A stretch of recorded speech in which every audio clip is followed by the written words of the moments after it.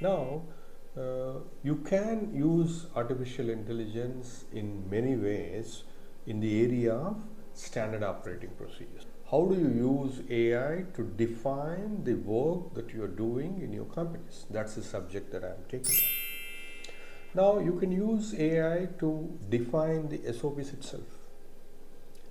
I mean, I was surprised as to what all this artificial intelligence can do. I'm using ChatGPT. Okay, I have an account on ChatGPT, and then I use it for trying out a few things on ChatGPT. So, when you use ChatGPT for generating SOPs, it can generate SOPs for anything in your company. Okay, I tried generating an SOP for a melting operation in a foundry. It generated beautifully. It showed this SOP.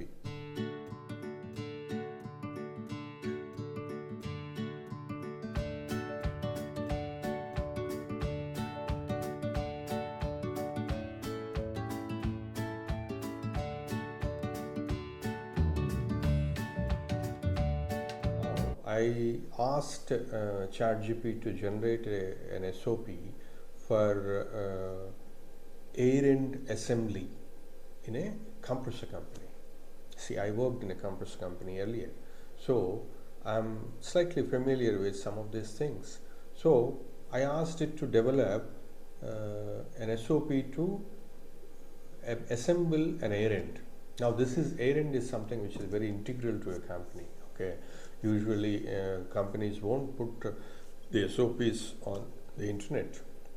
I don't know how the ChatGPT learned about it, but it has given me this SOP for assembling the air end. Now, I don't say this is very detailed and fantastic.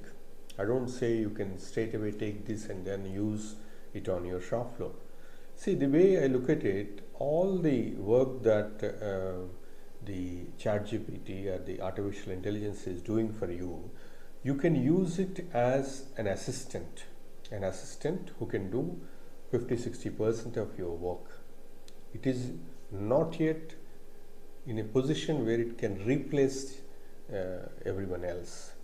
It will happen. Okay, if a company invests some money into this artificial intelligence and then develops its own envelope around this artificial intelligence, I'm sure it can replace the people who are preparing SOPs also. I'm sure of that. Okay, but as of now, I'm suggesting you can use it to generate something which will be sort of a 60-70% okay. That itself, according to me, is a huge help for any company. Okay, so 60-70% of the work it can do. So that's not something which is ordinary. And when you look at this SOP that it has generated for the air end assembly, it is reasonably good. It is highlighting all the important issues. So in this air end assembly SOP, I went in further and then I asked it to detail about the bearing installation, which is a very critical operation in air end assembly. I asked it to detail it further. How it gave me a much more detailed SOP for bearing installation. So it depends on how you ask it. If you ask it to give a detailed SOP for a particular micro operation, you will get a micro SOP. So if you are interested in getting very detailed SOP, then you don't ask for an SOP for air end assembly. You ask for bearing installation, you ask for seal installation, you ask for every micro step. Then it will give a very detailed SOP. Now, as I said, you can take that SOP and then you can improve it as you require it in your company. You need to spruce it up with the photographs within your company and so on, and then start using it. So, like this, I think I can ask for a standard operating procedures for just about anything. Now, I tried asking it for assembling a jaw crusher.